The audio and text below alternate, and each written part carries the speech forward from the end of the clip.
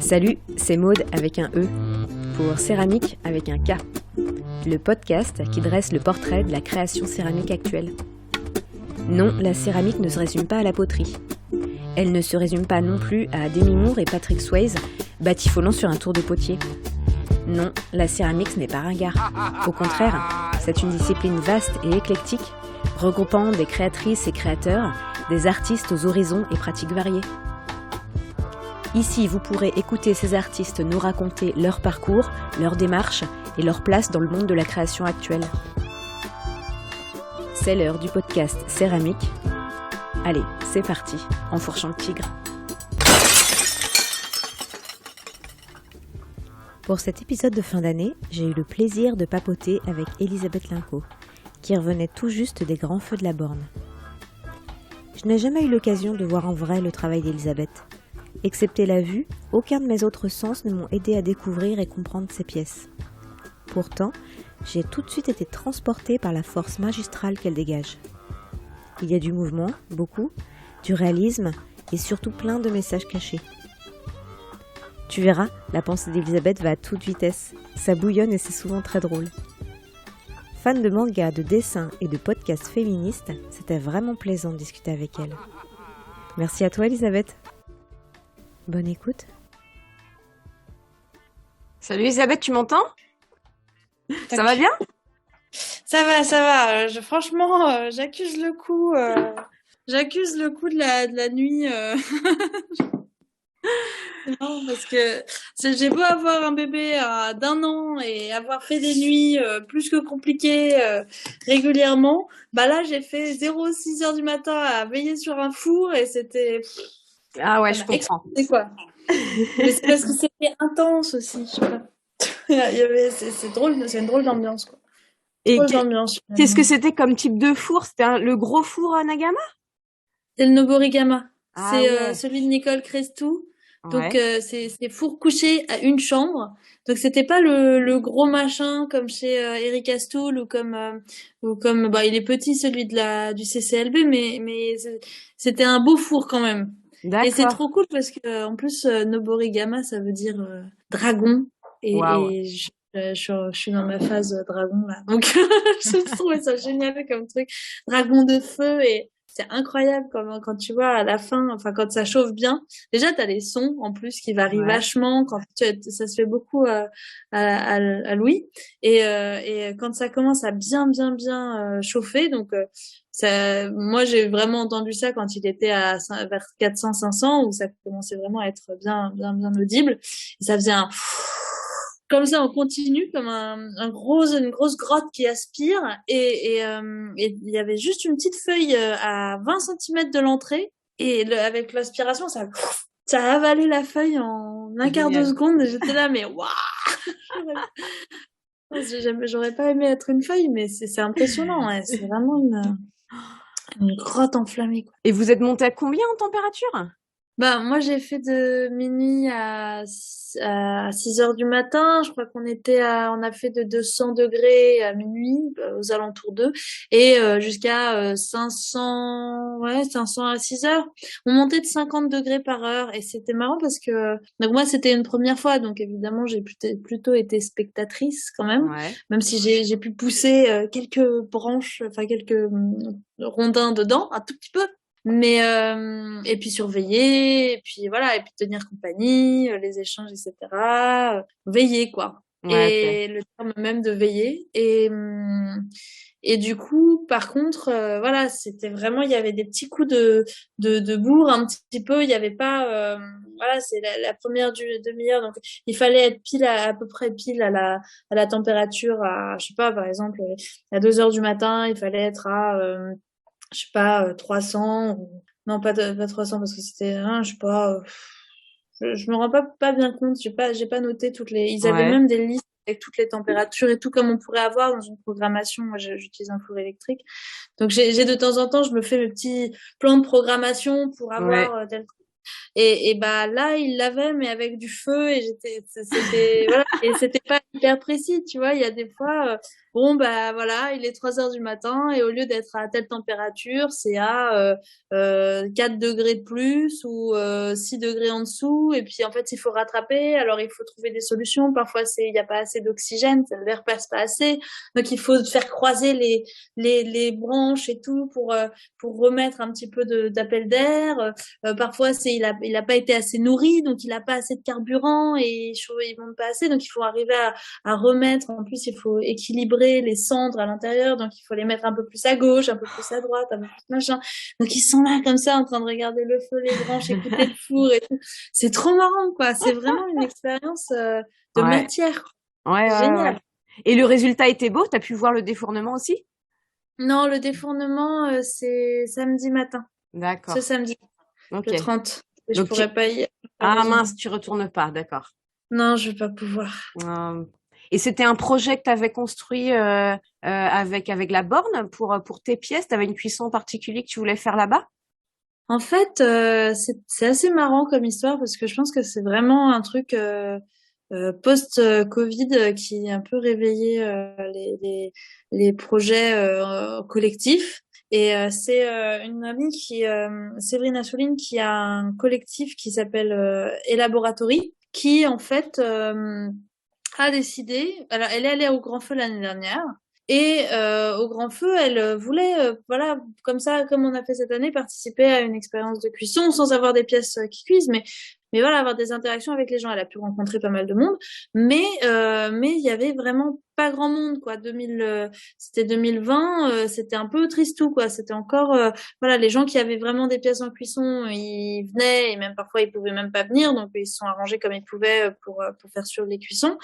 Et bon, bah, ceux qui étaient pas trop loin, ils ont pu venir faire un tour, mais il y avait vraiment pas beaucoup de monde. Alors que là, cette année, ce week-end, là, dimanche, on s'est baladé dans la borne, il y avait un monde de fous. Bref, et donc, pour faire court, cette nana, qui fait de la céramique depuis pas mal de temps, mais elle est, voilà, elle a ce côté, une volonté de découvrir un peu le pur et dur de la céramique et donc cet attrait pour la borne, pour un travail voilà qui est ancestral quoi, qui est et du coup elle se dit bon moi j'aimerais bien faire la résidence donc ils ont des résidences là avec le CCLB mais j'ai besoin de connaître un peu mieux l'endroit etc.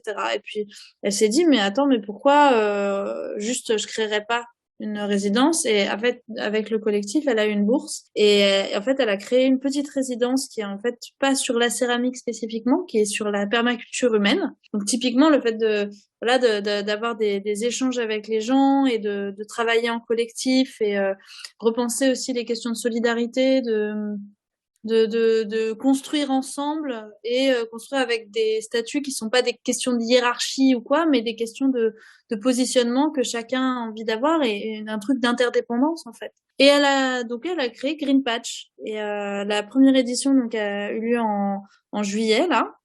Juillet dernier, donc elle m'a contactée parce que comme c'était à la banque, elle cherchait plutôt des céramistes parce que ils seront plus susceptibles d'avoir l'intérêt et qu'elle cherchait aussi à avoir une production commune, quoi, d'avoir une espèce de permaculture humaine, mais au sens de la création artistique, plutôt que, parce qu'elle dit beaucoup, et je la rejoins un peu sur ce point, c'est qu'on est très solitaire dans nos ateliers quand on est dans la production, et c'est vrai que bah se retrouver sur une construction collective, c'est un truc fort, et je l'ai d'autant plus vu là au Grand Feu que ils se regroupent, voilà, ils se regroupent comme ça, comme une communauté autour du feu.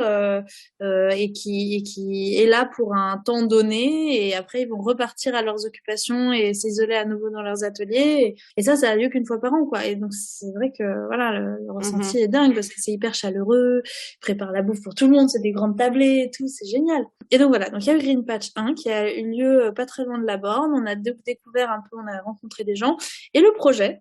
Donc là, on avait 3 semaines, hein, donc c'était vraiment voilà. Le projet, c'était de donc faire quelque chose d'une production artistique ensemble autour de la thématique avec des brainstorming quotidiens parce qu'on vivait dans le même espace et on partageait cet espace d'atelier etc.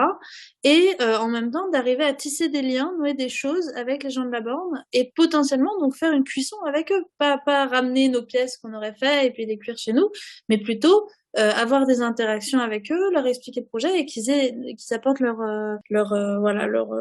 avis, leurs idées, leurs inspirations et donc cuire sur le terrain et utiliser des terres de ce terrain-là. Donc voilà, tout ça a été mis en place et en fait, les cuissons, elles ont lieu au grand feu. Donc on s'est dit bon très bien, ça sera Green Patch 2. Voilà. Et Green Patch 2, qui est la continuité, ça a été pendant les grands feux. Et donc, on a mis des pièces dans le four de Nicole Crestou. À la base, c'était avec Yetche Bornman. Et puis, en fait, voilà, il y a des problématiques de chacun. Et on a fini par avoir plutôt la cuisson avec Nicole. Et c'était hyper intéressant parce que autant avec Yetche qu'autant avec Nicole, on a rencontré aussi Daniel Lacroix et Marilène Médériou. Et on a eu pareil des échanges avec eux autour de ça. Donc ça a été plusieurs brainstorming comme ça humains. Et en fait le projet il vit quoi. Et c'est là il y a les grands feux, mais on va voir quelle tête vont avoir les pièces en sortant, parce que c'est même pas dit que ça soit ça va être carrément craignos, on sait pas du tout.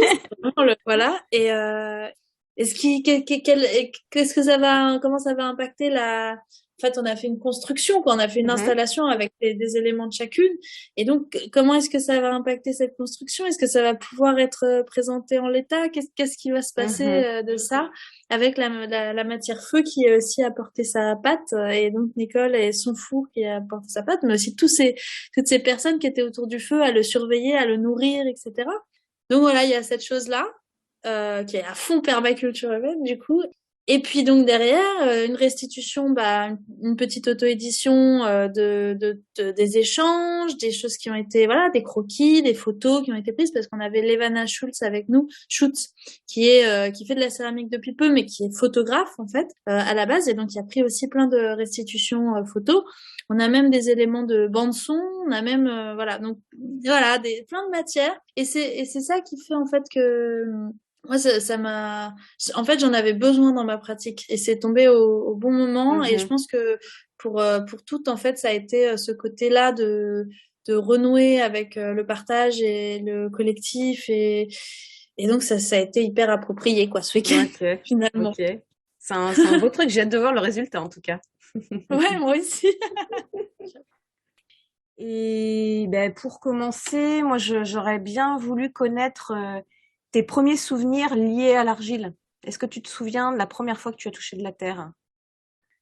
En fait, je me souviens pas de la première fois que j'ai touché de la terre. Si je parle de terre, il y a toujours j'ai entendu dans les chaque fois. C'est vrai qu'il y a la question qui se pose. Alors liée à l'argile, donc on est sur de l'argile vraiment. En fait, j'ai commencé. Moi, j'ai commencé à 5 ans dans l'atelier municipal.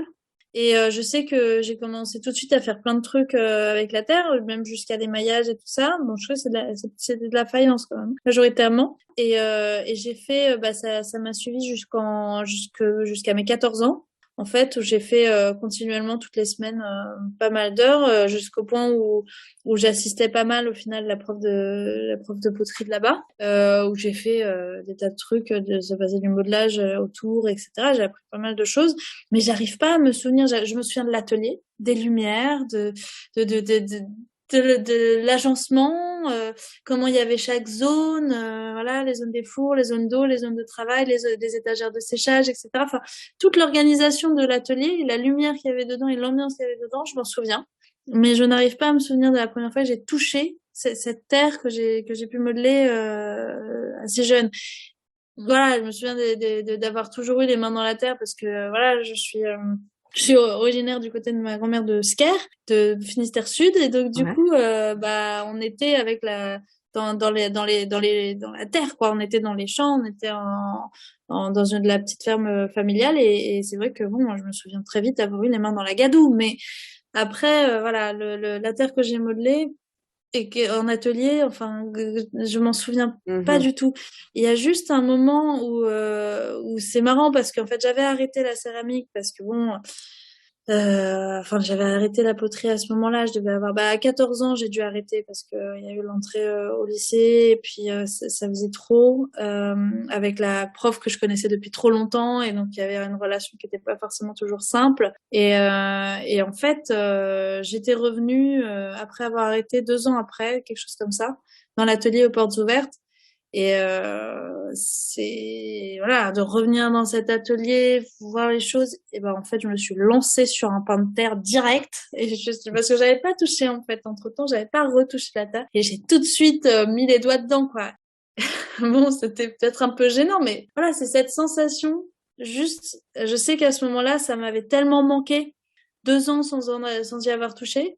Et après ça, en fait, j'y ai pas tellement retouché parce que bon bah voilà le lycée puis prépa et puis je suis entrée aux Beaux-Arts de Paris et pareil aux Beaux-Arts de Paris il fallait un peu voilà montrer patte blanche pour arriver dans l'atelier de céramique j'avais très très très très très envie dès le début mais voilà il fallait pas en première année il y avait tout un tas de machins alors j'ai appris après coup qu'en fait chacun faisait bien ce qu'il voulait mais que tant que tu t'entendais avec le chef d'atelier c'était bon bah je savais pas et du coup j'osais pas. Il y a plein de trucs aux Beaux-Arts que j'ai pas osé faire et franchement, je m'en veux à mort parce que on se met des barrières un peu tout seul. Et par contre, quand j'ai retouché la terre aux Beaux-Arts de Paris, à partir du moment où j'ai repris, j'ai pu quitter. Et maintenant, finalement, j'ai une relation qui est tellement continue, tellement là, que j'ai plus cette espèce de gros manque, cette nostalgie qui fait que pas que j'ai absolument envie d'y retoucher ou que je me souviens de tous les éléments, même de quand j'avais 5 ans, quoi.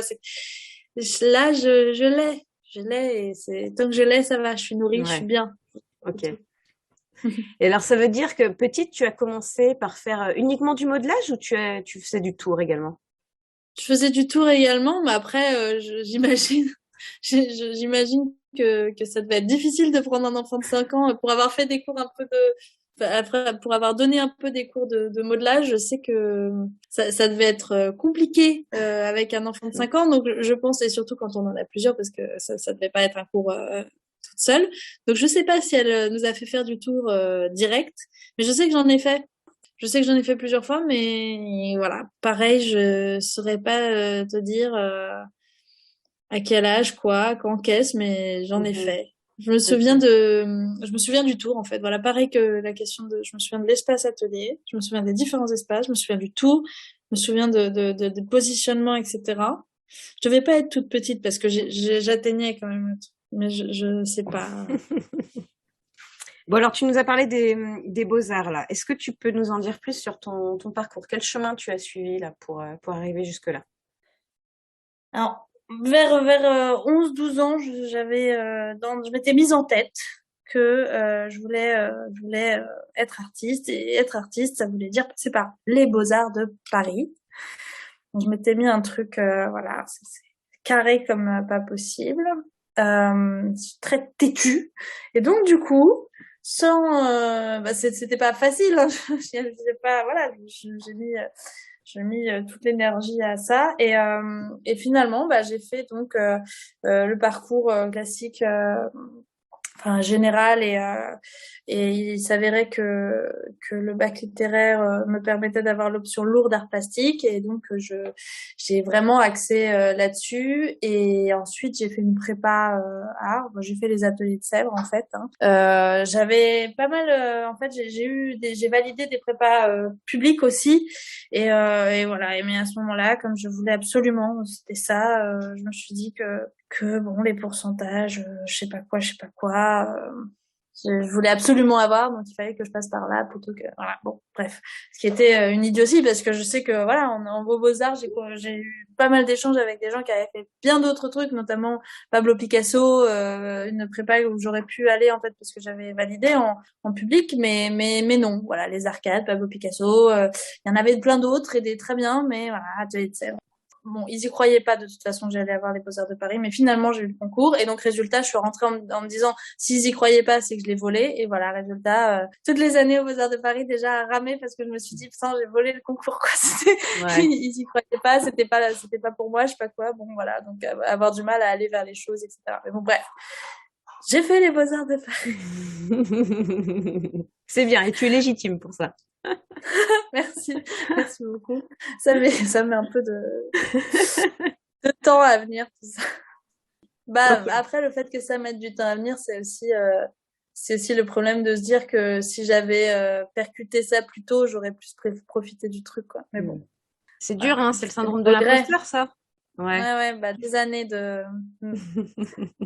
Mais bon, c'est important de savoir qu'on n'est pas seul et qu'il y a des échanges et que ça commence on délie un peu les choses maintenant, donc D'accord. c'est cool d'en avoir conscience. Et ton parcours aux Beaux-Arts, alors, tu disais que t'as pas fait tout de suite de l'argile, tu as dû Bah suivre non. d'abord d'autres chemins. En fait, il y avait une règle comme quoi les étudiants ne pouvaient pas aller en atelier de technicité en première année. Donc, il y avait les cours théoriques, il y avait les gros ateliers de pratique artistique, il y avait les langues, et il y avait la PAO, l'atelier numérique, etc. Et en fait, j'ai fait pas mal de dessins, beaucoup. En fait, je suis rentrée avec un dossier que de dessins. De toute façon, pour moi, c'est deux lignes complètement liées et en continu. Voilà, autant j'ai commencé à m'exprimer très tôt avec la terre parce que j'ai fait des cours et tout ça, autant j'ai commencé à m'exprimer avec le dessin hyper vite aussi, donc c'était lié. L'un étant une écriture, l'autre étant une expression physique un peu différente. Et du coup, j'ai fait beaucoup de dessins et je me suis pliée un peu. Moi, j'avais besoin tu vois, quand on me dit des choses, bah, j'applique. Mais en fait, ça fonctionne pas comme ça. C'est pas si scolaire, hein. C'est pas du tout si scolaire. Mais moi, je m'étais mis, voilà, martel en tête que c'était scolaire. Donc, j'ai attendu la deuxième année. Et là, donc, je me suis présentée au chef d'atelier, qui est Claude Dumas. À cette époque-là, c'était encore Claude Dumas, qui est en fait le créateur aussi de l'atelier de céramique des Beaux-Arts de Paris.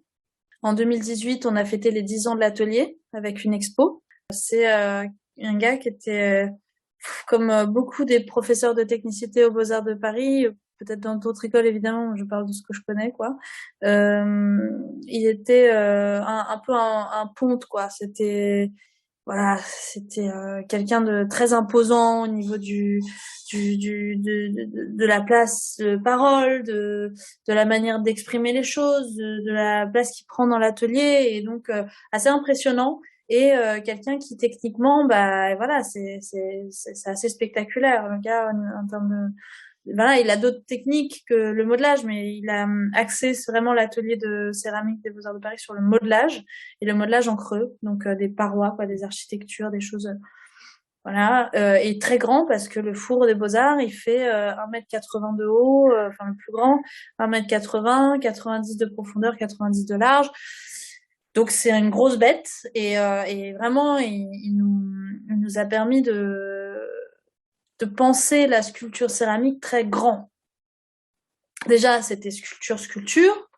On n'a pas eu toute l'approche du feu, l'approche de la chimie, C'était la terre, dans ce cas-là, de d'architectural, de constructible, de vraiment, on avait enfin, il y a des photos de l'atelier là encore cette année avec Zoé Moineau et Hugo Guérin qui font des pièces. Pouah, c'est monumental. Là, Zoé Moineau a été diplômée cette année. Elle a des énormes chaudrons stalactites, mais mouse quoi. Et elle était, tu vois, la photo, t'as la toute petite Zoé avec ses beaux cheveux là qui est dedans avec comme une sorcière un petit peu, genre un truc de fou. Et elle est avec ce gros. Mais ça, j'ai pu le voir en fait. J'ai vu les grosses sculptures aussi avec le workshop Tom Elrup qui est, je crois, aux Pays-Bas. Ouais, non, et ça, mais ça me fait rêver.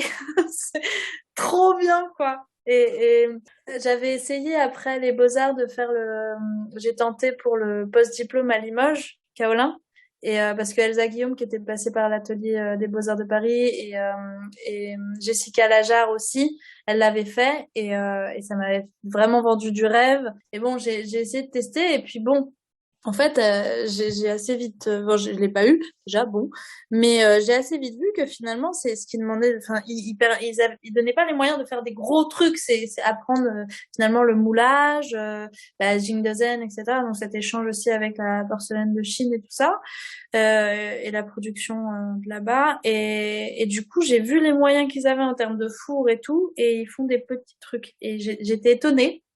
J'étais étonnée, en fait, j'ai fini par comprendre au fur et à mesure, quand on va voir vraiment les ateliers de pratique céramique, même Sèvres, même voilà, c'est le modelage en gros, c'est pas un truc qui paraît si présent en France. Après, je sais que par exemple, Fanny Ferré a fait des très grands corps en céramique, et elle, bah, je sais pas si elle est passée aux Beaux-Arts soit en même temps que Claude, soit elle était déjà élève de Claude, j'en sais rien, mais ça, il y a un lien avec les Beaux-Arts de Paris.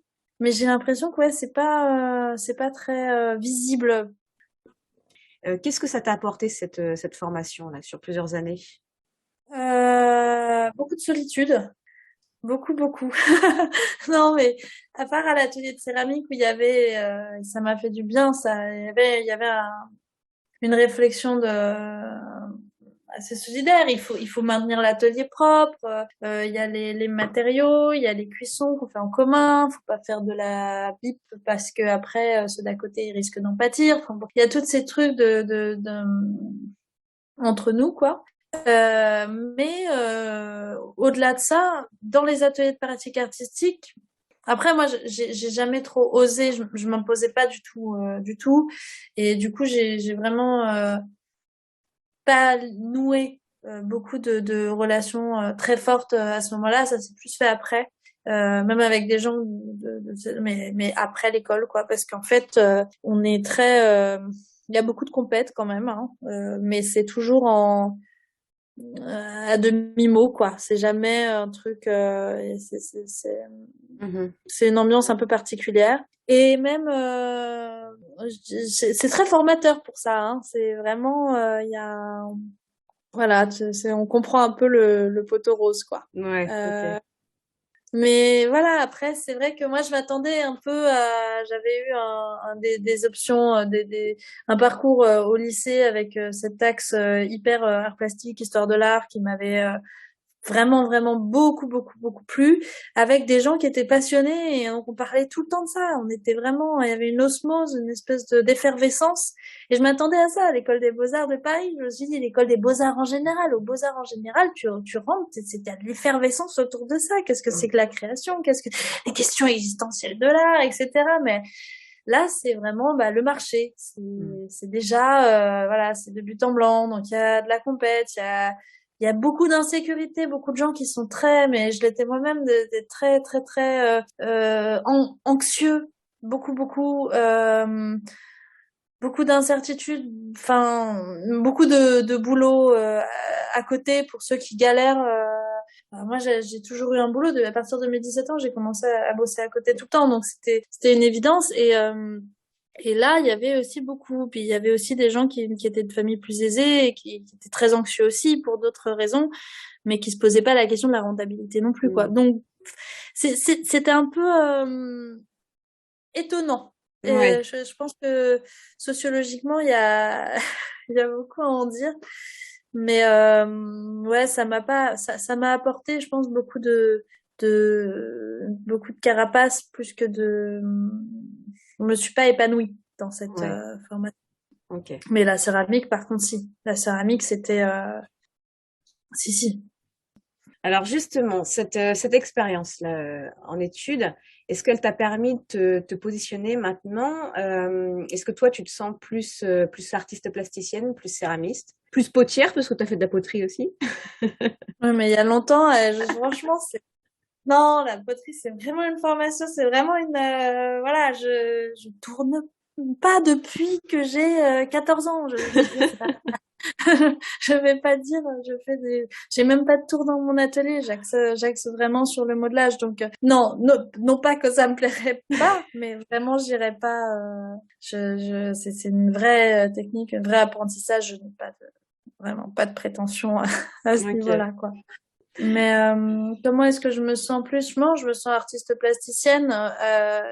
Je quitte pas le dessin, je quitte pas la peinture, je quitte pas tous les matériaux que j'utilise par ailleurs. Je fais beaucoup d'installations aussi liées. Pour moi, quand j'expose, ça va ensemble, ça dialogue. Donc pour moi, je compare beaucoup le modelage à du dessin dans l'espace. En fait, c'est pas du tout comme la taille où on va venir, enfin comme presque comme la gravure. La taille, c'est un peu comme la gravure sur bois où voilà, où on enlève de la matière et il faut visualiser déjà d'avance ce que ça va donner à l'intérieur, ce truc qu'on va faire découvrir en enlevant de la matière.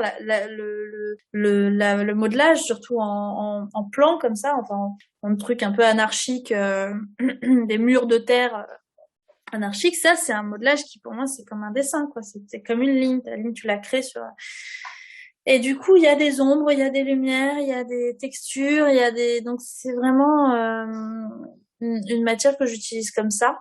Et puis après, il y a le passage à l'émail qui est comparable à la peinture. C'est même pas juste. J'utilise parfois des terres donc teintées dans la masse, donc des engobes, que je fais moi-même, ou certaines que j'utilise qui sont déjà faites, ou certaines que je modifie qui sont déjà faites. Je fais mes petites patouilles comme je fais en peinture à l'huile, comme je fais en peinture en général, et j'utilise ça. Voilà. Après, il y a vraiment engobe, émail, trucs annexes, tout ce que je peux utiliser. Voilà, même s'il faut parfois, mais je le fais avec beaucoup plus de scrupules, ça par contre, j'évite de le faire. Mais s'il faut peindre une pièce avec de la peinture à l'huile, pourquoi pas finalement? Est-ce que vraiment la finition c'est ça ou est-ce que c'est pas la sculpture? Mais c'est vraiment constamment des questionnements. Donc ça, j'ai vraiment pas la sensation d'être plus céramiste ou voilà, c'est pour moi je suis artiste plasticienne et en tant que artiste plasticienne, j'ai besoin de toucher à tout et ça s'exprime et puis voilà, si ça me dépasse, si je suis plus dans une matière, si je suis plus dans, pourquoi pas, ça permet aussi d'approfondir Ouais, des réflexions, des questionnements, des rendus. ouais. En tout cas, tu te mets pas de barrière, quoi. J'essaye, mais c'est vrai que la terre est Très exigeante, ouais. très exigeante et c'est vrai que voilà là j'ai quand même beaucoup bah, avec les confinements j'ai fait pas mal de dessins mais dès que je suis dans la terre c'est difficile de reswitcher d'un autre médium. Ça m'empêche pas de le faire parce que j'ai des projets en global, mais c'est vrai que voilà, il faut expérimenter, puis il y a le temps de séchage, les cuissons, les poêles, ça demande beaucoup de présence, quoi. Et alors, quelles sont les thématiques que tu explores dans ton travail? À la base, c'était vraiment un lien sur le jeu, l'enfance, et ce qu'il y a comment est-ce que d'une matière un peu sauvage, donc la nature, l'enfance qui est donc le petit noyau un peu sauvage de l'humain ensuite, de l'adulte ensuite. Comment de tout ça, on va les façonner, les formater pour que ça arrive à être bien intégré, bien comme l'humain veut, bien connu, bien rassurant. Il y a vraiment la question de ce qui va nous rassurer, de ce qui va nous challenger, des rapports de force qu'il peut y avoir aussi entre l'humain et la nature, entre l'enfant et l'adulte, entre la femme dans la société, la petite fille aussi socialement, et c'est ce questionnement voilà systématiquement de notre propre insécurité, de pourquoi est-ce qu'on a besoin à ce point de dominer, d'écraser, de détruire, de posséder aussi. C'est ces questionnements-là qui vraiment depuis le début m'obsède et ça prend plein de formes différentes. Dernièrement, il y a beaucoup d'oiseaux, beaucoup d'oiseaux parce que en fait pour moi c'est une charge symbolique assez forte. Je suis une amateur, hein, donc j'ai un petit attrait comme beaucoup à arriver à trouver les noms quand il y a un chant, quand je vois un oiseau. Donc voilà, cette espèce de petite curiosité qui est l'observation ornithologique et arriver à nommer, à comprendre, à les petites particularités. Donc il y a une fascination parce qu'il y a une diversité aussi. Et donc du coup voilà, c'est hyper inspirant. Mais symboliquement, je l'utilise vraiment comme voilà, c'est pour moi la charge symbolique de l'oiseau, c'est les ailes des anges, c'est la liberté, c'est le fait que ce soit des petits dinosaures, donc ils ont survécu à tout ça, ils sont là, la diversité, et ça, et puis ça fait couler beaucoup d'encre poétique aussi, donc il y a vraiment tout un tas, tout un tas de choses que j'y mets et qui l'a de lui-même, et puis il y a aussi le simple fait comme dans des cabinets de curiosité, de créer, mais là c'est vraiment l'aspect que je crée et je nomme, je crée et je classe.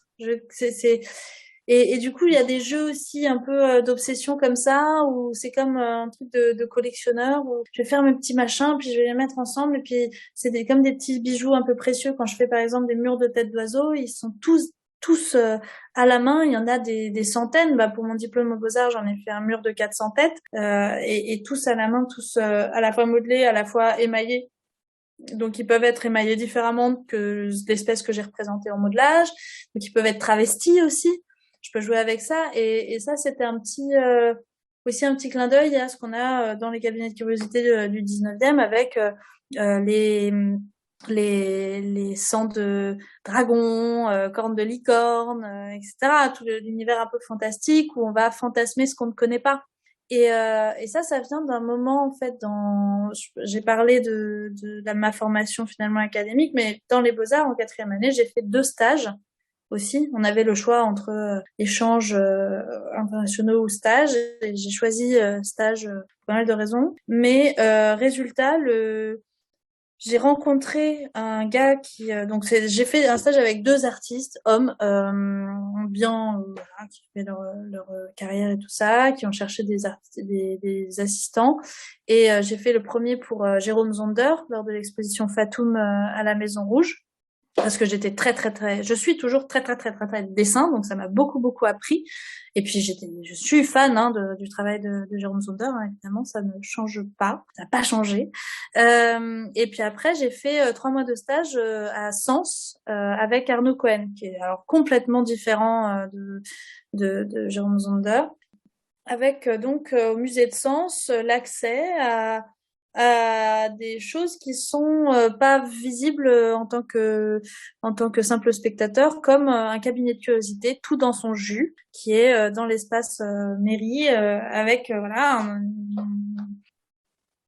vraiment un espace qui est complètement fou, parce que ils ont une collection ornithologique en vitrine énorme, avec tous les petits noms là, avec des jolies calligraphies, des gens qui travaillent dedans, donc des chercheurs, des biologistes, etc., qui reviennent nommer, qui reviennent analyser, etc., les collections, et tout ça pas ouvert au public, donc un truc trop bien, où j'ai pu vraiment voilà, observer, dessiner, faire des trucs voilà, en lien avec ce qui m'intéressait beaucoup et avec ma pratique, parce que j'avais pratiqué aux Beaux-Arts de Paris les dessins d'observation. Donc on est allé au musée du Puy-Trin, au musée Fragonard, au musée des maladies de peau de l'hôpital Saint-Louis, des dissections de chevaux, euh, voilà, dessiner dans des contextes aussi assez forts comme ça, des collections de sciences naturelles et tout ça. Et ça, ben, aussi les grandes galeries de paléontologie, galeries de l'évolution, etc. Et des minéraux aussi, de l'école des mines.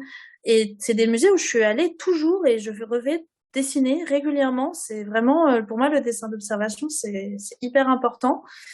Et en fait, tout ça pour dire voilà, que donc du coup, l'oiseau, la nature, c'est hyper présent, les cabinets de curiosité, c'est hyper présent, la collection, la possession. Et puis j'ai lu des choses aussi de James Audubon, qui a fait son escapade là sa grande excursion ornithologique dans l'Ouest américain, et bah pour observer les oiseaux, on les tue, on les empaille et il recrée des scènes comme s'ils étaient vivants. Et du coup, bah moi, en céramique, il y a un côté aussi Et un côté, je modèle des oiseaux comme s'ils étaient vivants, comme si ça, des têtes coupées d'oiseaux qui crient, des machins, parce qu'il y a un côté aussi, un jeu entre l'inerte, le vivant, voilà, ce qui va, c'est comme je crois que c'est Zeuxis et Parasios, le mythe grec, qui raconte le truc des raisins. Donc le raisin, il va tromper l'oiseau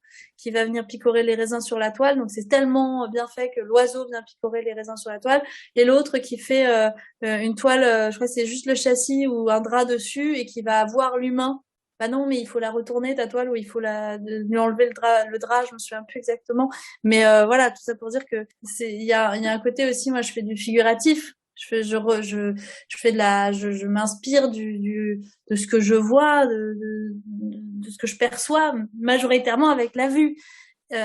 Si j'avais plus mes yeux, je sais pas ce que je ferais, mais voilà, donc ça, il y a plein de trucs intéressants aussi de peintres qui ont perdu la vue au fur et à mesure. Et donc, voilà, bah là c'est pareil, je suis très dans la vue et pourtant je navigue qu'avec les mains, donc je fais du volume avec voilà, de ce que je perçois. Donc il y a un côté vraiment trompe-l'œil systématiquement de la réalité, de voilà, mais ça ne parle qu'à l'humain finalement. Hein, c'est vraiment pas un truc.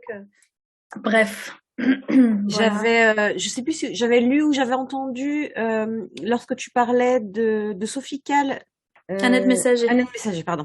Oui. Annette Messager, son installation avec ces petits oiseaux là morts et tu peux nous en dire plus?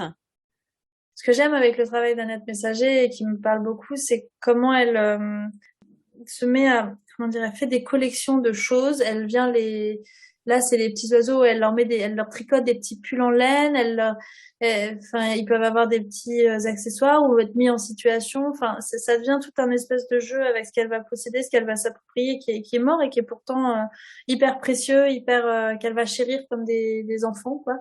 Et en fait, j'avais fait ce parallèle-là parce que avec les têtes d'oiseaux, j'ai un peu ce rapport-là où c'est des petites pièces très intimes.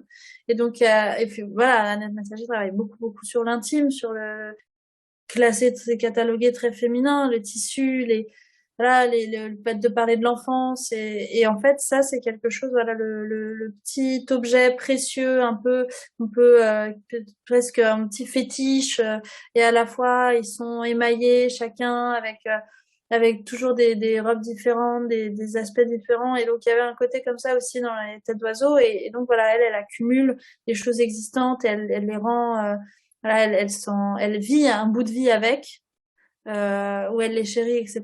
Bah, quelque part, avec la temporalité de la Terre, pour moi, il y a quelque chose où on vit un bout de vie avec vraiment, et du coup, on les chérit, on les entretient comme ça. Et en même temps, faut pas trop les toucher parce que ça va craqueler, parce que ça va faire ci, parce que la Terre va pas aimer. Et du coup, bah, il y a un côté, je trouve, il faut trouver à la fois le juste, voilà, le juste milieu systématiquement dans les choses. Et je trouve que elle arrive à faire quelque chose de très intime, très personnel dans son travail, tout en trouvant la distance nécessaire pour que les autres aussi aient un questionnement par rapport à ça. Et ça, je trouve ça fascinant parce que dans un art qui est tellement, ouais, c'est tellement intime, ça, c'est pas un truc facile à faire.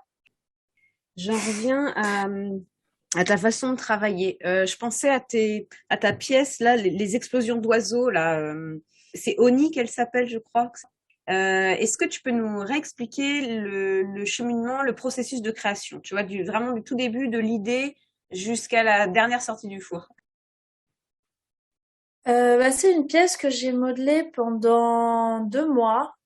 Donc il fallait vraiment avoir les séchages et tout bien bien contrôlés. Mais au-delà de ça, c'est une pièce que je pensais ne pas pouvoir réaliser en terre.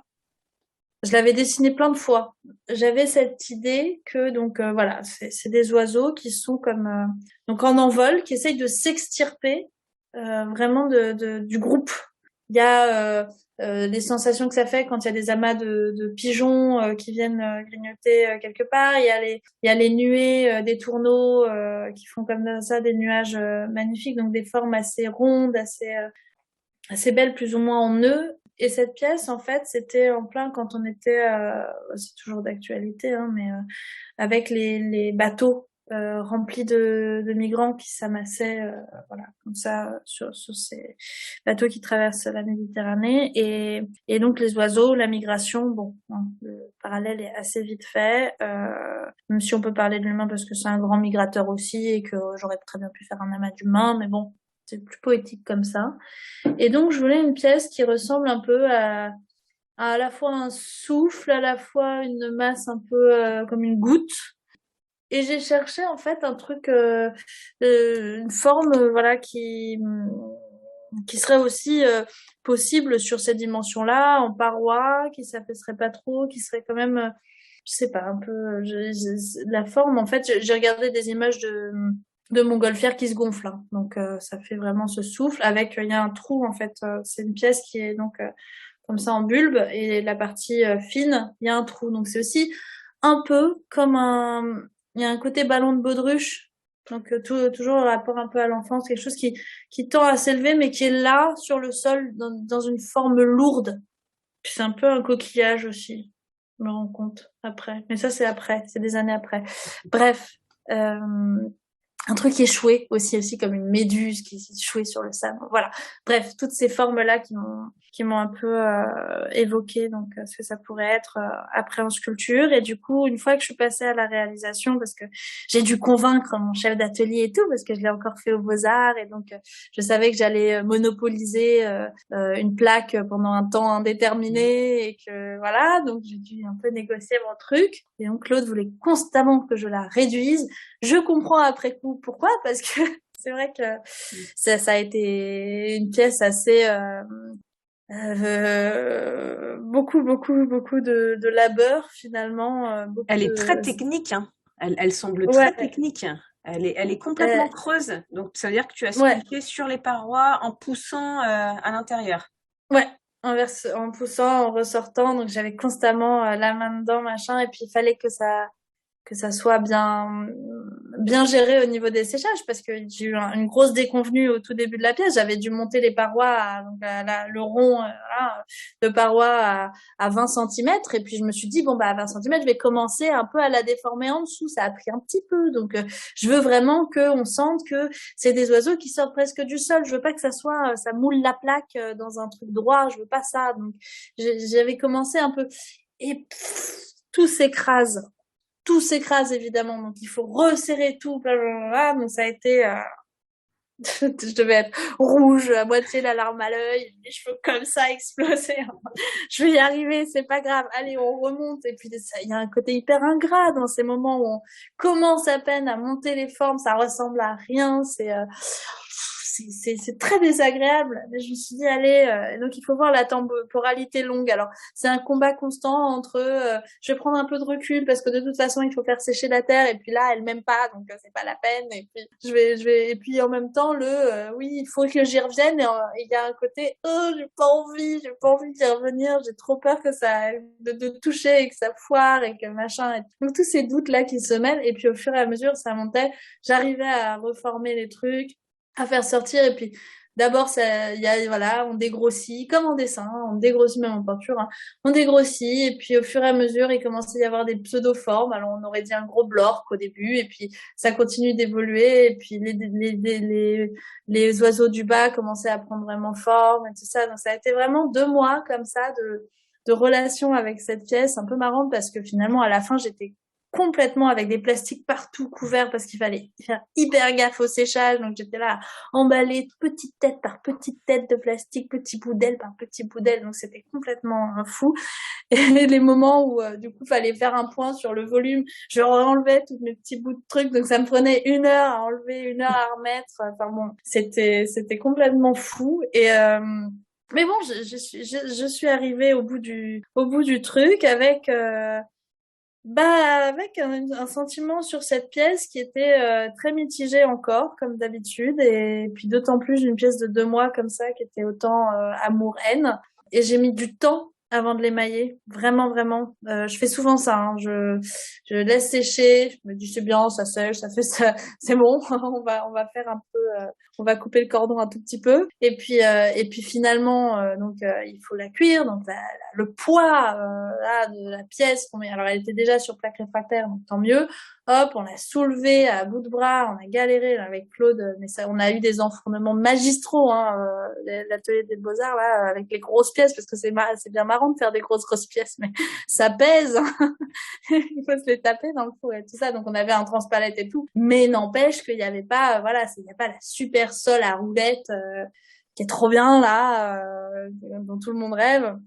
Mais bon, on s'en sortait, tant bien que mal. Il n'y a pas eu de casse du tout, ce qui est assez fou. J'ai vraiment eu presque 0 pièce cassée dans cet atelier, mais même maintenant, bon, déjà j'ai réduit un petit peu mes tailles quand même, parce que j'ai pas les mêmes fours, mais voilà, il y a toujours un esprit comme ça on se donne à fond pendant quelques minutes, mais la pièce, elle rentre nickel, elle sort nickel, tout va bien, alors que c'est des trucs complètement, voilà. Et donc, elle a cuit. Et puis, voilà, après, questionnement intense pour quel rendu elle va avoir picturalement. Est-ce que c'est pareil, toujours l'émail, c'est quand même un sacré truc parce que il y a toujours ce questionnement sur le kitsch, ça revient beaucoup quand on fait là en plus ça va un peu mieux parce que la céramique est quand même, il y a un engouement assez sympa qui rappelle ce que c'est que l'émail, ce que c'est que les brillants sans terre, c'est pas que des vernis de super hyper bling bling ou quoi, ou hyper il y a quelque chose dans la brillance, dans la transparence du verre et tout ça qui est hyper intéressante dans l'émail. Et en fait, il y avait la question, est-ce qu'elle va être mat? Je l'avais engobée un peu, j'avais mis des bleus, des noirs, un peu, je le fais souvent sur mes pièces, j'engobe par masse pour déjà donner de la profondeur colorée. Et en fait, au fur et à mesure, j'ai mis peut-être 6 mois, 7 mois avant de l'émailler au final. Ouais, j'ai des pièces là que j'ai fait, pareil, hein, en 2020, j'ai mis 1 an à les émailler aussi. Enfin, pas parce que j'étais dessus, parce que je réfléchis à quelle forme ça va, enfin, qu'est-ce que je veux dessus, parce que, en fait, moi, ma réflexion, elle est beaucoup formelle. Je fais du dessin majoritairement, c'est du noir et blanc pour moi. Donc, et là, de plus en plus, je me calme et j'utilise des terres aussi qui sont assez, j'utilise des grès, je cherche des choses qui vont être beaucoup plus brutes, sans avoir forcément à passer par des maillages ou d'un côté pictural ou coloré dessus. Il y en a, mais je m'oblige moins à le faire. À l'atelier des Beaux-Arts de Paris, avec Claude, il y avait un côté, c'était ça qui faisait la finition de la pièce. Pourtant, c'est des sculptures, donc on peut très bien. Il s'est calmé un peu après parce que Madeleine Calafel, par exemple, elle fait tout brut, tout. C'est plutôt des engobes. Il y a des émaux, mais il reste très mat, très sec. Et puis là, Zoé, elle a fait sur son diplôme, elle a fait des pièces cuites, biscuits, quoi. C'est tout. Et voilà. Et Hugo, là, il y a une pièce qui est présentée au CCLB qui est un cheval comme ça, là, un humain cheval, on y fait cette créature, et c'est aquarellé. C'est pas donc il y a aujourd'hui dans cet atelier-là, il y a beaucoup plus de liberté. Mais ouais, quand j'y étais, c'était voilà, fallait passer par les mains. Donc c'était compliqué de laisser une terre brute comme ça. Et puis les engobes, fallait pas en parler. Hein. C'était compliqué, voilà. Donc bon. Alors d'ailleurs, c'était des engobes et des émaux que vous faisiez vous-même avec des recettes, ou alors c'était des choses toutes prêtes? Ce qu'il avait mis en place, c'était qu'on considère un peu l'émail comme la peinture. Donc, on avait des bases, qui étaient des recettes toutes prêtes, quoi, des bases blanc brillant, blanc mat, transparent brillant, transparent mat, et on les colorait, donc avec des oxydes, avec des colorants, avec des différents trucs qu'on avait, et donc comme si c'était un liant et des pigments. Comme peinture à l'huile ou tempéra ou machin, c'était ce genre de recette-là. C'était une recette presque de peintre. Et en fait, ça c'est bon. Il y a toujours cette séduction des émaux à effet aussi qui a eu lieu aussi dans l'atelier. Donc de temps en temps, il y avait des gens qui ramenaient des recettes de trucs à effet tout près. Et il y avait les émaux de recyclage. Donc on mettait un peu les fonds de tous nos trucs là de la cabine d'émaillage. Et puis il y avait des choses qui se passaient et tout ça.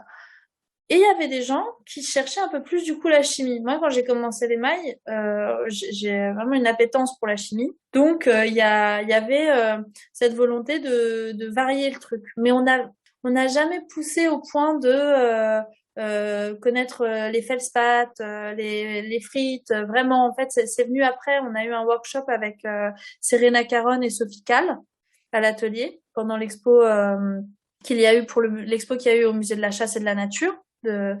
Et en fait, à ce moment-là, il y avait la réflexion sur la peau de la sculpture de Sophie Calle.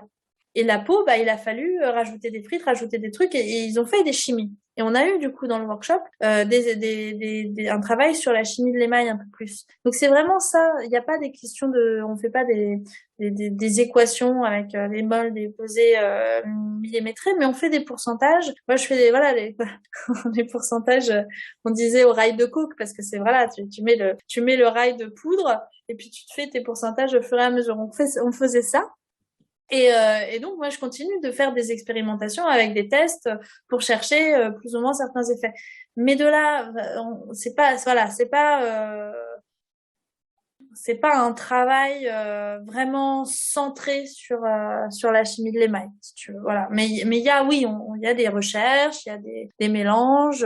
Je commence à connaître et comprendre un peu mieux tout ce qui peut être ajouté, grâce à aussi, voilà, j'ai fait C14. Et en fait, j'ai rencontré la première année, c'était en 2018, et j'ai rencontré des tas de céramistes d'un coup, et je connaissais pas du tout ce milieu du tout. Et il y a eu un partage, une chaleur humaine de dingue, et je me suis dit, mais en plus, moi, j'étais un peu blessée par le monde de l'art contemporain parisien, donc il y avait un côté, mais comme beaucoup, hein, on est tous à se plaindre pour ça, mais bon, voilà. Et donc, il y avait un côté complètement différent, où on se disait des choses, on se racontait des choses, il y avait des recettes de cuisine et tout, et c'était fantastique. Il y avait Lisa Pélisson qui m'avait conseillé un site avec des recettes, comment elle s'appelle aussi punaise. Marina Le Gall. Non, Marina Le Gall, c'était en 2019. Oui, c'était en 2019. C'est une amie à moi, Marina Le Gall. Elle a fait les Beaux-Arts. On était dans le même atelier chez Philippe D'accord. Cognier. Son, Beaux-Arts. son, Donc, non, son boulot d'émail est assez incroyable aussi. Pourtant, elle sort justement, c'est une qui a beaucoup aimé la chimie au niveau des cuissons et tout, mais c'est une qui sort aussi de l'atelier de Claude, donc avec une approche comme on a de très picturale. Et Marina, elle fait énormément de peinture, elle est peintre aussi à côté, donc elle a ce tempérament-là de faire des expériences, mais de toute façon, la peinture, c'est ça. Donc, quand il nous disait il y a une base et puis il y a des oxydes, il y en a très peu qui se limitaient à ça. Systématiquement, il y avait des couches et des couches. Moi, parfois, sur une tête d'oiseau, j'ai 24 couches d'émail. Donc, c'est de trucs très différents. Je peux y avoir une trentaine de préparations sur une tête d'oiseau. Enfin, ça paraît pas forcément rendu, mais c'est vrai qu'on a une approche comme ça. Donc, ouais, Marina, je la connais bien. Non, c'était une autre. Je l'ai fait en 2018. Et du coup, j'ai conseillé à Marina après de le faire en 2019. D'accord. C'est 14. Tu as cité beaucoup de noms d'artistes, de céramistes, de peintres, de sculpteurs, mais est-ce que tu puises tes influences dans d'autres domaines? Ça peut être la littérature, l'actualité, le cinéma. Beaucoup l'actualité parce que j'ai travaillé pas mal avec des photoreporters de presse. Donc les Magnum, toute la clique Magnum et puis même ce que je trouve dans la presse écrite un peu plus. Et du coup, ça m'arrive d'être beaucoup influencée, inspirée par ça. Pareil, mais ça se voit plus en dessin, même si ça m'inspire aussi en céramique, mais ça se voit plus en dessin. Après, il y a beaucoup de cinéma aussi, mais enfin beaucoup non, parce qu'il y a des films clés. J'aime beaucoup la réalisatrice Emi Siama, j'aime beaucoup les travaux j'aime beaucoup l'animation japonaise. beaucoup. Amer Béton, gros coup de cœur sur les couleurs, sur les déformations, etc. Je lis énormément de mangas, énormément. J'ai un peu d'inspiration jeux vidéo aussi, la lecture. Mais la lecture, ça va être beaucoup des lectures. J'ai beaucoup des lectures mais pareil que les films, j'en ai marre de voir des trucs de réalisateurs ou d'écrivains de mecs. J'ai beaucoup de besoin de me trouver des références. Et au niveau artistique, c'est assez similaire en fait. J'ai beaucoup eu de lectures, les Picasso, etc. Bon, voilà, on tartine et maintenant j'ai un peu un rejet de ça. Donc et puis en plus voilà, avec ce qu'on découvre, enfin ce qui est dit, les langues qui sont déliées, les choses qui sont publiées, ça T'as suffit. écouté le dernier podcast? Oui. Voilà. Par exemple. Oui. Donc c'était Vénus. Oui, Vénus, oui. Donc voilà, Vénus et Pileta de la chatte. Voilà. Bah oui, en fait, oui. Et puis même il y en a un qui est sorti en petit animé aussi, en Oui. petite animation Oui. sur YouTube. Je suis abonnée à Bril. Voilà. Donc voilà. Mais bon, c'est Gauguin, c'est bon, ça va. Hein, Oui. on va se calmer et on va essayer de voilà. Donc j'apprécie de voir l'exposition Kiki Smith à la Monnaie de Paris, mais j'ai apprécié Grayson Perry aussi. Donc bon, voilà. Mais c'est vrai que bon, tous ces trucs là en ce moment me travaillent beaucoup. Comme je pense qu'on est tout assez on croise les gens avec qui on peut avoir des échanges qui nous intéressent aussi, hein, donc je pense que je m'oriente beaucoup là-dessus. Et il y a toujours eu la petite fille, enfin quand je fais en dessin ou en céramique, je fais des petites filles, je fais pas beaucoup de petits garçons et c'est pas forcément toujours, j'en ai 3 sculptures de garçons, le reste c'est que des nénettes et c'est vrai qu'elles ont ce côté voilà, c'est des petites filles frondeuses, c'est pas et c'est mon expérience de petite fille socialement, le fait d'avoir été voilà, je retrouve beaucoup d'échos dans la poudre, le fait d'avoir été dans des cours de récré alors que j'adorais le sport, j'adorais être au foot ou au machin ou au truc, la balle aux prisonniers, les machins. Bah en fait, on se fait évincer progressivement jusqu'au collège, on est dans les coins de la cour quoi. C'est donc les analyses de cours de récré comme ça sociaux pareil ça m'avait beaucoup touché aussi le film Tomboy de Céline Sciamma. En fait, les films qui ont comme ça ces petites filles en quête de quelque chose qui les fasse sortir de la petite fille aussi. Il y a un truc comme ça et c'est encore pire maintenant que je suis maman d'une petite fille parce que ça mouline en continu quoi. C'était déjà là, mais là ça bouillonne vachement. Donc, ce qui m'inspire en ce moment, c'est beaucoup de lectures féministes, des podcasts, beaucoup, toujours. Hein, dans l'atelier, c'est musique, podcast ou silence. À un moment, j'ai essayé les livres audio, mais j'ai du mal. Je suis pas. Il y a des lectures aussi régulièrement, mais ça peut être aussi des balades en forêt parce que j'ai mon chien. On va souvent faire des grandes marches. Voilà, même ça peut être aussi être assise à un banc à un moment avec juste il y a un arbre et il y a des moineaux et ça va être ça ou les pigeons d'à côté ou ça va être ça va être la musique aussi. Je suis pas mal inspirée. Enfin, c'est vraiment tout c'est être une éponge en fait, être un lieu de passage, de croisement de plein de choses et systématiquement ça donne lieu à je les retranscris souvent par écrit comme des idées et tout ça. Après ça devient parfois des croquis. Après ça devient parfois des sculptures, des dessins, des installs ou des choses voilà, mais c'est pas toujours c'est pas toujours ressorti, mais en tout cas c'est c'est une attitude je trouve le fait d'être inspiré. C'est plein de trucs, j'ai pas Est-ce que tu penses que on peut identifier ton art comme étant un art céramique engagé? J'aimerais bien, mais c'est des trucs. Je crois que j'ai aussi dans mon approche un peu brouillé les pistes sur certains. Enfin, c'est pas évident que Oni, l'inspiration de Oni, ça soit ce que j'ai dit tout à l'heure, ça soit les bateaux de réfugiés. Il y a un côté, je m'en éloigne vachement, je brouille vachement les pistes. Dans ma sculpture, jusque là, il y avait un côté, je cherchais poétique quand même, quelque chose d'un peu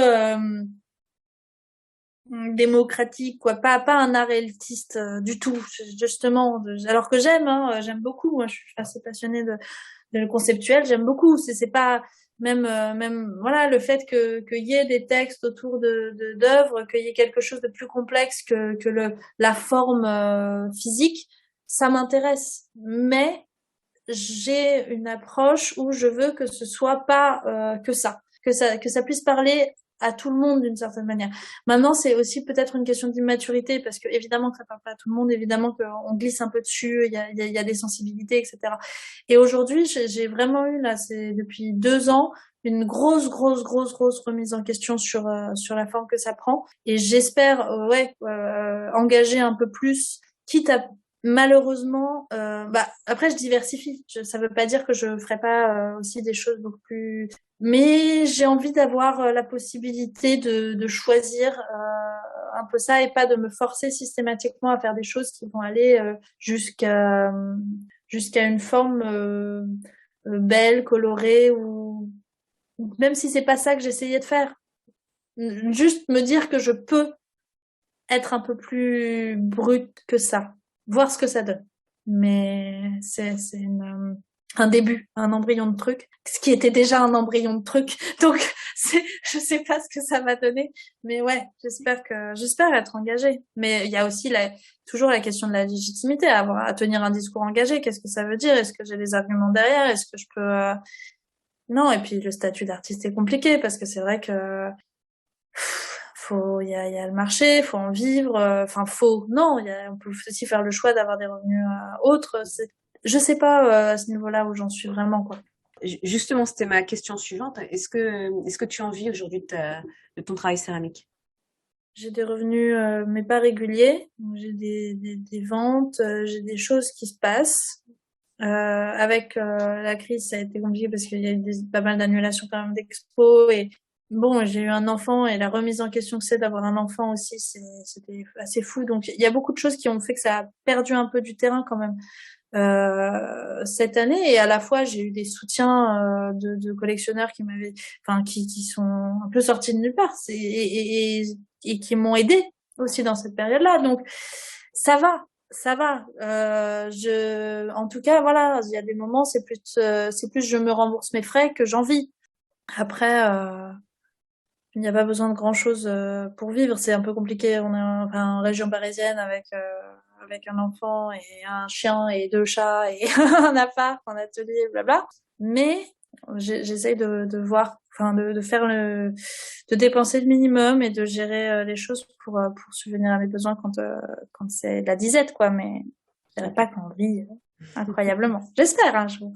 Bien sûr, je te le souhaite. Au moins, me décrocher un petit SMIC, ce serait pas mal.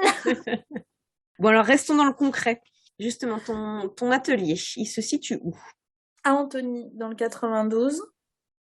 C'est sous le toit d'un pavillon, les combles, quoi. Et les fours sont en bas dans le garage. C'est un atelier partagé ou il est à toi? Il est à moi, mais il est à moi. Enfin, dire que j'en suis l'actionnaire majoritaire, mais je le partage avec Agathe Brahami-Ferron depuis maintenant quelques années. Et puis j'accueille aussi Levana Schultz qui a commencé la céramique là ces derniers mois. Je fais des accueils comme ça aussi d'artistes qui veulent apprendre un petit peu ou faire parce que j'accepte. Moi je trouve que c'est important. Il y a un engouement dans l'art contemporain sur la céramique, mais c'est bien qu'il y ait une approche aussi technique pour pouvoir dépasser un peu, que ce soit pas juste je fais de la céramique, je cuis dans un four que je chope de je sais pas quel copain. Et voilà, moi j'aime bien qu'il y ait des projets aussi. Et ça, c'est un peu dans la continuité de Claude Dumas, où il y a des projets et donc il y a un apport technique nécessaire pour ces projets-là pour que ça sorte. Et c'est pas parce que cette personne-là fait un projet qu'elle doit faire de la céramique à fond la caisse. Donc, mais que le projet sorte de façon bien faite. Voilà, je trouve ça important. Donc, je fais des accueils aussi, pas juste location de four. Parfois un peu de formation bénévole, mais ou pas bénévole, ça dépend des gens, si je les connais plus ou moins. Mais c'est vrai que voilà, je trouve que ça c'est important. Moi, ça m'importait beaucoup en créant cet atelier que ça soit un lieu aussi de partage, même ponctuel, avec des gens, et que ça enrichit.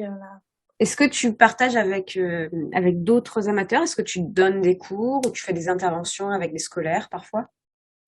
J'en ai fait pas mal. Enfin, moi, j'ai une formation à 17 ans, j'ai eu mon BAFA, donc j'ai commencé un peu à avoir mon BAFD pour même faire de la direction de colo et tout ça. Donc les enfants, j'en ai soupé. Après, je crois que là, je redonne des cours un peu. J'ai mis une journée pour le centre culturel de la ville d'Antony. Parce que c'est vrai que ça fait du bien de rencontrer des gens, et puis c'est d'autres échanges, c'est d'autres univers, des gens qui viennent là, et puis ça rappelle aussi l'aspect tellement bénéfique de l'expression plastique. Mais je le fais pas en céramique parce que justement c'est le centre culturel de mon ancienne professeure de poterie et elle est toujours là. Donc il n'y a pas de place en céramique, voilà. Mais j'aurais bien aimé aussi faire un peu de cours de poterie, mais je fais peinture à l'huile et dessin. Voilà, j'enseigne ça et c'est sympa. Mais c'est que des adultes. Ah, tant mieux. Non, j'adore les enfants, hein, mais c'est vrai que c'est très, très, très, très, très usant en cours. Moi, j'ai eu des cours là à Sceaux. J'ai donné des cours pendant 1 an et c'était avec parfois il y avait une trentaine d'enfants en modelage.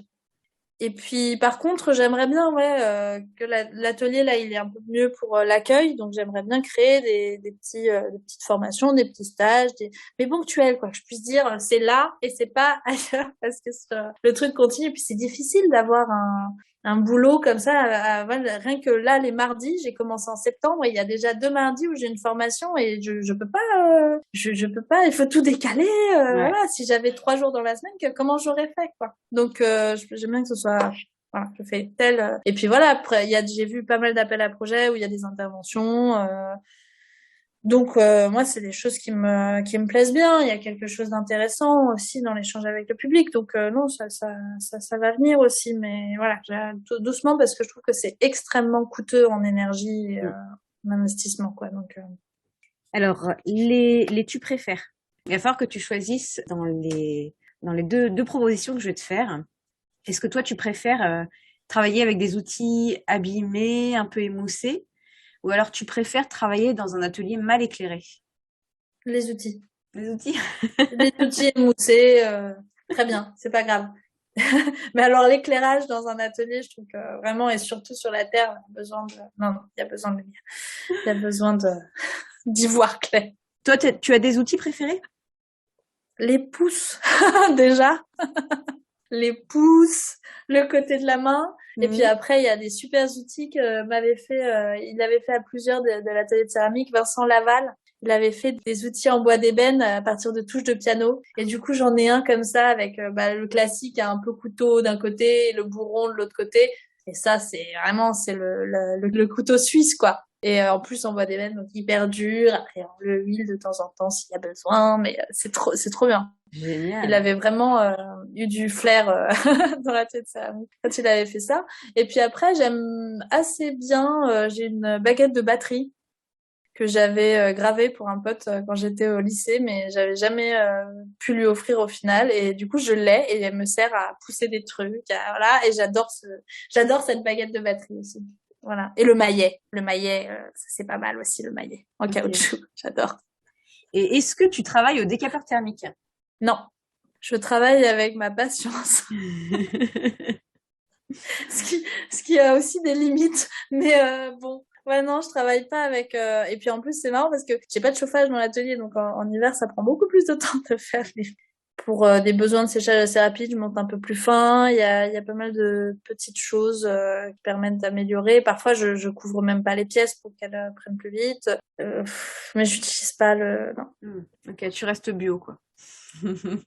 On peut dire ça. Et c'est quoi aujourd'hui tes envies pour le futur? De quoi tu as envie, de quoi tu rêves? Je rêve de créer des liens, ça c'est sûr. De moins me sentir comme je me suis sentie aux Beaux-Arts et à la sortie des Beaux-Arts, un peu isolée. Donc je suis ultra, ultra ravie de pouvoir échanger comme ça avec toi, qui est céramiste aussi, avoir entendu dans mon atelier les expériences d'autres céramistes grâce à toi.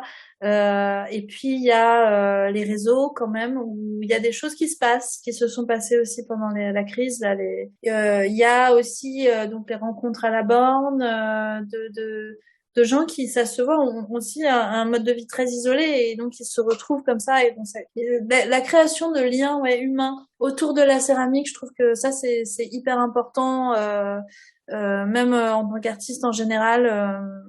Je sais pas quelle forme ça peut prendre parce que c'est vrai que ça demande ça demande de réfléchir et d'être investi, d'avoir d'inspiration de par-ci par-là, enfin d'être en groupe comme ça et déjà inspiré. Mais ouais, le lien, ça c'est j'aimerais évoluer vers là dans les prochaines années. Et puis aussi essayer de faire des résidences du genre Tom et le Rup là où vraiment on fait des gros machins, ça j'aimerais bien. Mais ça c'est pas, je me vois pas faire ça dans un an, deux. Je me dis, en tout cas, j'aimerais bien pouvoir prétendre à un truc comme ça parce que je trouve ça absolument dingue. Donc ouais, essayer aussi de peut-être un peu plus. C'est pas une question de profil, mais en tout cas, je sais pas, peut-être être plus en accord aussi avec mon engagement par rapport à l'art et peut-être savoir mieux le défendre et savoir mieux faire partager que ce que ça a été là. Après, j'ai créé mon atelier, donc ça a été des travaux et tout ça, des investissements. Donc, j'étais un peu aussi en retrait. Là, maintenant, ma matière première, c'est à la fois mes sculptures, les installations, mon travail, ma pratique, mais aussi le fait de l'ancrer dans un réseau. C'est horrible de dire ça me brûle la bouche, mais en tout cas des partages et des échanges humains et pour pouvoir continuer de l'ancrer dans une démarche, dans une vraie démarche artistique, quoi, pas juste, parce que c'est pas juste de la production, quoi. Et ça, c'est ce qui me, après les Beaux-Arts, j'ai fait pas mal de prod parce qu'il y a eu des expos, il y a eu des choses, on m'a demandé, la céramique, c'est vrai que, et en fait, là, j'ai aussi, non pas que la prod soit pas intéressante, il faut aussi ça, mais j'ai envie aussi qu'elle s'oriente, qu'elle soit liée à quelque chose, qu'elle soit pas que et de produire là cet été dans un contexte de résidence en commun, ça m'a fait un bien fou. Merci d'avoir écouté Céramique, le podcast. N'hésitez pas à vous abonner ou à nous laisser 5 étoiles. À bientôt pour une nouvelle rencontre autour de la Terre.